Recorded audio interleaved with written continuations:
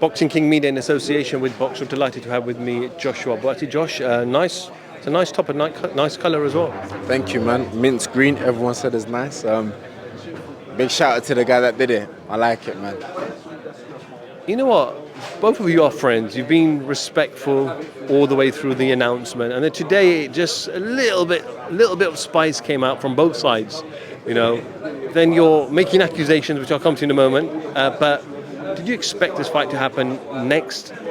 I didn't expect it at all. Even if you look at the videos after my last fight, Dan was in my changing room, so it wasn't something that I saw coming. It wasn't something that I expected, but it's something that's going to happen now. So I'm with it now. You had the opportunity to fight Bivol for the world title, but for the betterment of your career, you felt like you wanted to go down a different route. You're now fighting Dan Aziz for his European titles on the line as well. So, I didn't know that. Oh, is it not on the line? I have no idea. So far as I'm concerned, it's a final eliminator. Also, one thing about the Bivol thing, yes, it was a decision that I made, but overall, the WBA even rejected the offer that my old team had proposed for me to be the mandatory. So that was never even going to materialize. So yes, I'm fighting Dan next. I didn't know if it's the European titles on the line and all of that, but what I mainly care about is that it's a final eliminator, meaning whoever wins gets a crack at gold next. So that's what's important to me. He had the opportunity to fight Bivol.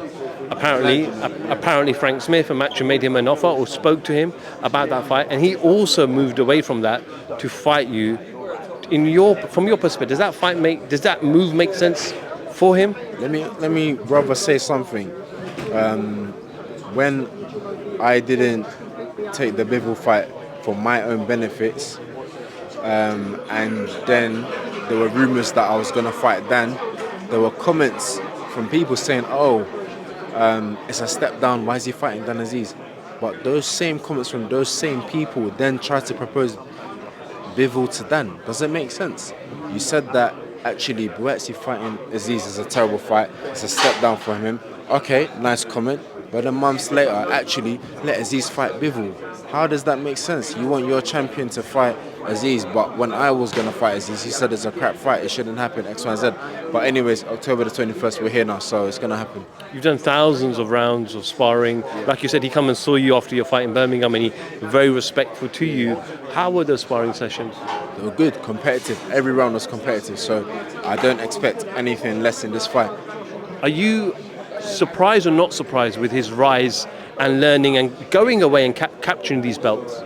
No, I'm not surprised at it. Dan's a good fighter. He's always been a good fighter, and I know that because yes, I sparred him loads, so it's not surprising. It's not surprising. He's been very active, and compared to yourself. I know you've had a lot of issues in the background, injuries, etc., etc. But can that be a factor in this fight?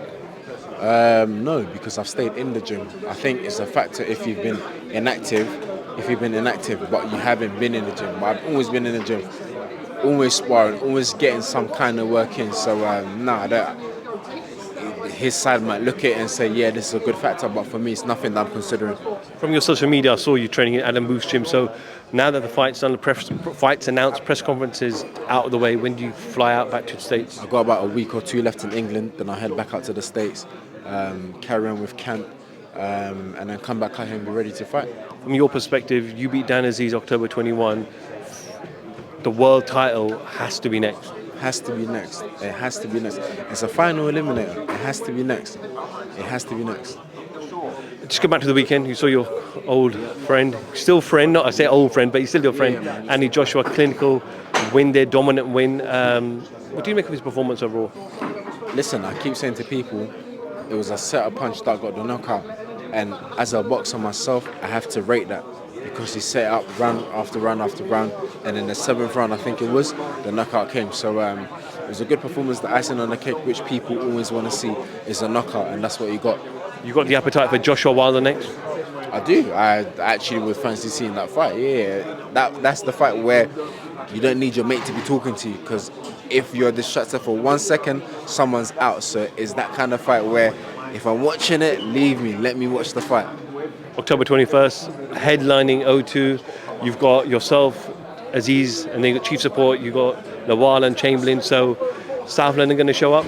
We're gonna show up, man. South London's gonna show up, and again, I want to wake up the next day in South London, knowing that I won the fight. No other way. Josh, appreciate your time. Wish you all the best in training camp, and we'll catch up with you very soon. Thank you, bro. Joshua Buatsi for Boxing King Media. Thank you very much.